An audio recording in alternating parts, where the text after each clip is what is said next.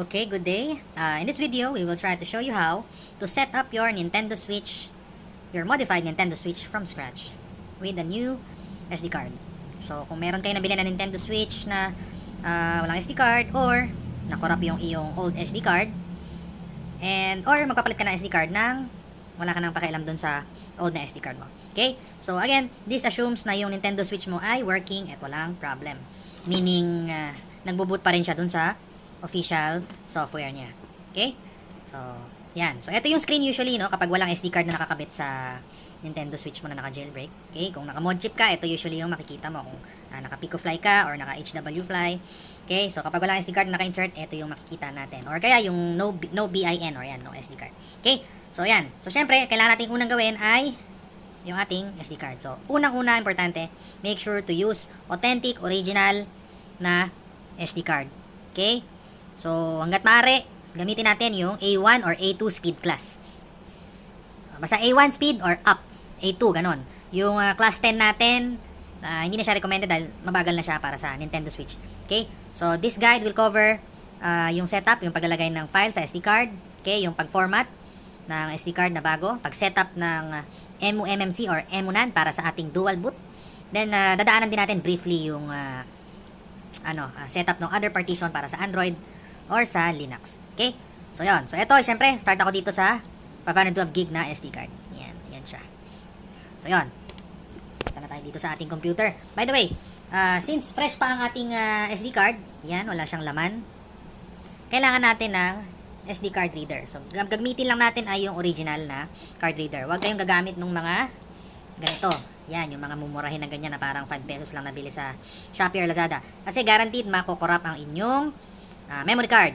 Or worse, masisira niya yung memory card. Kasi, maski original yung SD card mo, pag ginamitan mo ng mumurahin na ganito, meron niyang mga voltage fluctuations na maaaring mag-overvolt nito. So, posibleng masira yung SD card mo. Okay, so, yan, kabit na muna natin sa ating computer. Itong guide na to ay nakafocus sa gagamitin natin yung computer, no? Yun ang focus natin. Hindi tayo gagamit ng cellphone. So, hanggat maaari, sa computer tayo para ma-prevent natin yung other errors. Okay, so punta tayo ng screen. So, yan. So, ito yung kailangan natin, yung mga files or JV files kung tinatawag. So, ito yung gamit natin and ito yung latest 16.1. Okay, so ito yung supported. So, pwede rin ito, yung hotspot ni SDATIX, pwede rin naman yan. Okay din yan. Yan din ang gamit ng iba. Pero for our example, ito po yung ating gamit. Okay, so yan, download mo lang yan. Then, pag na-download mo na, makukuha mo yung file. Okay, so ito, no, kinabit natin yung ating SD card. 512 gig, no? So, yan. 476 lang talaga siya lalabas. So, normal yan. Okay, so yan. Kung makita mo, blanco pa yung files. This folder is empty. Wala siyang laman. So, yun. So, nung dinownload natin yung file, ito siya. Yan, ito siya. Ito yung dinownload ko. So, extract mo siya sa isang folder. So, ako, extract ko lang siya. Right-click. Kung WinRAR gamit mo, ganyan din naman. Extract mo lang siya. Extract mo. Yan. Then, mag-create siya ng bagong folder. Yan. So, ito siya. Next, gagawin natin. Copy natin to. Select all mo lang yan. Select all.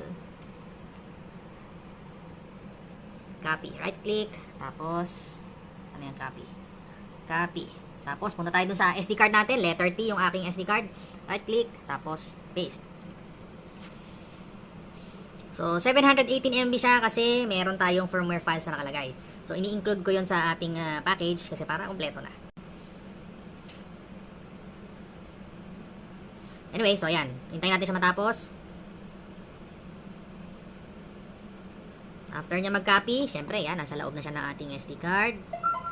Closed. Importante ito, dapat i-eject natin siya. Okay? So, eject mo. Yan. Again, make sure na i-eject nyo yung SD card. Yung computer nyo ay walang virus, para hindi makorrupt yung SD card. Okay, so balik na tayo sa ating Nintendo Switch. Kinuha ko na yung ating SD card. Kapit ko na sa Nintendo Switch. By the way, kung kayo ay merong Nintendo Switch version 1 or unpatched, okay, na ginagamitan ng ganito, yan, medyo madumi. O kaya ng ganito, okay, so kailangan ang payload ng iyong payload dongle is yung Hecate payload. Right? So ito, napapalitan naman to. Tsaka ito, napoprogram naman sila. Although yung mga bagong ganito, hindi na siya napoprogram. Okay, again, para sa mga unpatched na version 1 lang ito. Yung ganyan. Pero kung ikaw ay naka-mod chip, like Pico-Fly or HW-Fly, usually hindi na kailangan yan. Not usually, hindi na talaga kailangan. So, on natin yung switch natin, no? By the way, kinabit ko na yung SD card yan. So, yan, lalabas si Hecate. So, up to you kung gusto mong iset yan. Pwede namang hindi. So, ako idadaan ko lang yan. Then, okay. So, before tayo mag-start, ito ang importanteng gagawin natin. Punta ka dito sa payloads, tapos punta ka sa Lockpick RCM. Okay? Before tayo magkalikot, kailangan i-back up natin yung mga importanteng information ng ating switch. Para in case in the future may mangyari, masira, meron tayong backup. Okay? So, yan. Ito, importante to, yung prod keys na tinatawag. So, punta ka dito, dump from sysnat. So, yun, tapos na siya. Doon siya nakasave sa SD card, switch folder, tapos prod keys and title keys. So, yan. Press mo lang yung volume button dyan, tapos, para makapag-next ka na. Ito yung pagpindot dyan, no, yung volume button, no. So, yan. After nya, reboot to Hecate mo lang. Then, babalik na siya sa Hecate. Okay? So, next step. So, ito, optional na step to, no. Pwede mong pindutin to, backup. Ito, tsaka ito. Okay? Mag-create yan ng backup folder sa SD card mo. Then, lipat mo yun sa computer. So, yun ang mas safe. Yun ang isa pang method na safe. Bukod dun sa prod keys. So, importante din yan. Pero optional yan. Basta may prod keys ka, may save mo yun, okay na din. Okay? So, ito na. Next is, gagawa tayo nung MOMMC. Okay? Kasi meron tayong tinatawag na dual boot. Sa dual boot kasi, ito yung pwede kang mag JV mode na MMC at saka yung legit mode. Si JV mode, MMC, ito yung pang jailbreak games natin. Okay? Then yung legit mode, dyan naman yung pwedeng mag-online, yung mga multiplayer, eShop, cartridges. Hinihiwalay kasi natin siya. Kaya tayo nag-create ng MOMMC. Kaya siya nagiging dual boot na tinatawag. So, isa-set up natin yun. Kasi right now, wala pa tong MOMMC or MONAN. Okay, so set up natin. Okay, so before tayo gumawa ng MOMMC, kailangan nating i-format muna yung ating memory card. So, partition muna natin siya ng FAT32. So, pwede nyo gawin sa computer yun kasi mag-download pa kasi kayo ng apps nun eh. So, para ito, dito muna siya gagawin. So, partition SD card, pinutin natin yan. Meron kang option to backup or not backup. So, ako ang gagawin ko is iba-backup ko na lang siya. Medyo mas matagal siya, pero okay lang naman. Pwede mo rin siyang i-don't backup, lalagay mo lang ulit yung files kasi i-delete niya yan eh. Ayan, SD card files will be backed up automatically. So, okay. Kung ang gagawin mong option ay SD file, hindi mo na siya lalagyan ng MOMM0. Ayan, kasi nasa-set yan eh, yung MOMMC. Kung SD file ang gagawin mo. Pero kung partition ang gagawin mo, magse-set ka dito ng usually 29 lang naman yan. Kung OLED, nasa 64 or 58 gig. Okay? So, for our purposes, hindi ako gagawa ng raw partition. Okay? Ngayon, kung gusto mong mag-install ng Linux in the future, pwede kang maglagay dito. Set mo kung ilang gig yung gusto mo. Then, kung gusto mong mag-experiment ng Android, dito mo rin ginagawa yung partition. Okay? Itong screen na to, i-format niya again yung SD card mo, ha? Kaya kung may laman na yung switch mo, nagagamit mo na siya before, at nag-in-access mo to, pag nag-next ka dito, i-format niya yan. So, ingat lang. Okay? Kaya may warning dito. This will partition the SD card.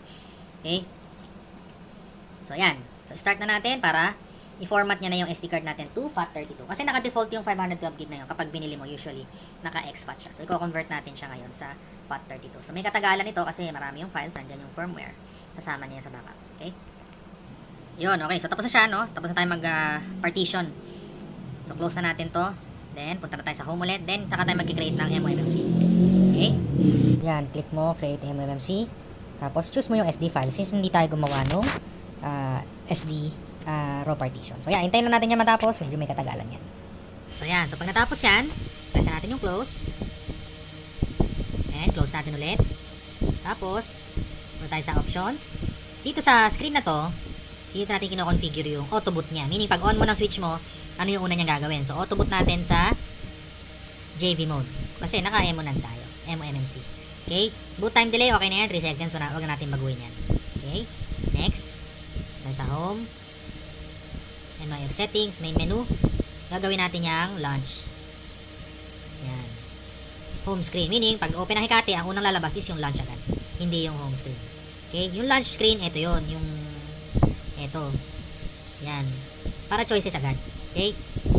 Ngayon, for safety again, open natin ulit yung payload, tapos, pipindin natin yung Lockpick RCM. Magdadump ulit tayo, just in case lang. Okay? Yan, dump natin. Yun. After that, reboot to Hecate natin. Okay? So yun, hintayin natin mag-boot yung switch, no? Yan, lumabas yung Hecate logo. Gagana na agad yung auto boot natin dyan. So, ilo-load niya na agad yung ating JV mode, yung nasinet natin yung configuration kanina. So, yun, automatic na siya nag-boot. Yun, so pag nag-load na yung switch natin, okay, So dito, sa screen na to, ito yung laman ng iyong Sysnan. Kasi clone pa lang siya. At naka-MOMMC tayo, meaning dual boot. Nasa jailbreak mode tayo. Ayan, 16.03e. Okay? Meaning naka-jailbreak mode tayo, pero naka-clone pa yung lumang files dun sa legit mode natin. So, aalisin natin yan, i-clear natin yan. Kailangan, kasi, clean yung setup. Okay? Kailangan hiwalay. Hindi niya makuha yung files nung legit mode natin. So, ganito gagawin natin. Actually, merong several methods para gawin ito. Pwede kang magpunta dito sa Daybreak. Yan. Tapos, install mo ulit yan. Tapos, install na natin yung latest. By the way, kung mag-update ng firmware, eto, ganito rin yun. Dito rin yung pinipindot. Pero, nandito kasi ang interested tayo dito is yung format eh. Yung initialize. Yan, continue. Yan, restore factory settings. Pero, hindi nga natin gagawin yan. Okay? Meron tayo isang method na gagawin. Yung dito lang. I-clean up natin siya gamit yung DPI. Pwede rin naman yung sa may system settings tapos i-initialize natin. Kaso, medyo matagal talaga kasi yun. So, natatagalan ako dun. So, dito tayo. Mas mabilis. Okay? So, una gagawin natin, gawa tayo ng new user. Tapos, add user. Create user. Ngayon, gawa ka ng fresh. Okay, so ako lalagay ko switch. Switch.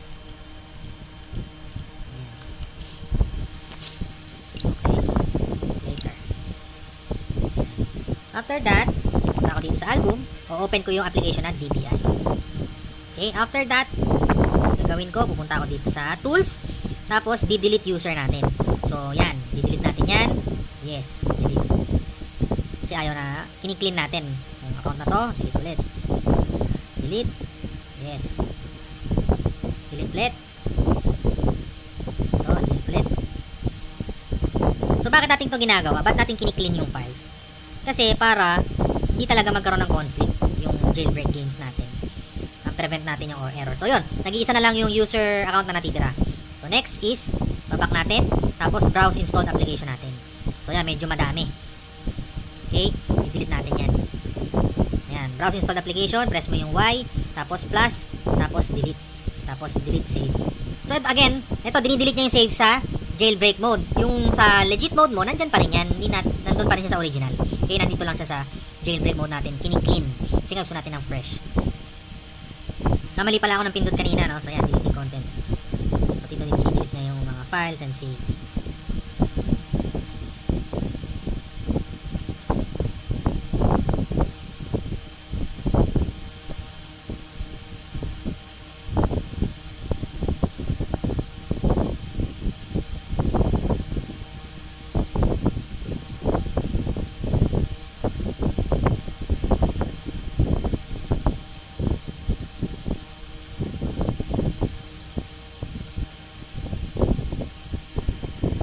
Ayun, tapos na. Medyo may katagalan siya. Okay, so back natin siya. Then, browse saves. Tingnan natin kung talagang wala na. Uninstalled. Ayun, mayroon pa rin. So, delete natin yan. Delete. Yes.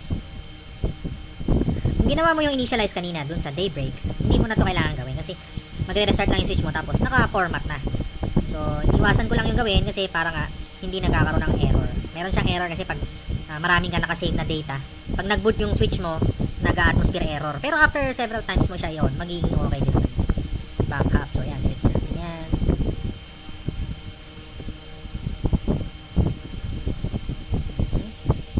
Okay, so clean na. Tapos, browse tickets. Delete na rin natin yan. Tickets. Ganun din. Delete. Okay. Tapos, tools. Balik tayo sa tools. Tapos, saka tayo so, sabay na natin to, no? Delete parental control. Reset na natin yan. Tapos, clean up orphan files. Okay. Ayan. After that, exit mo lang. So, yun. Malinis na. So, parang bagong format na yung switch mo. Okay. So, yun. So, ano ang next step? Pwede ka na mag-install ng games ngayon. Tapos na. Finish na. Okay.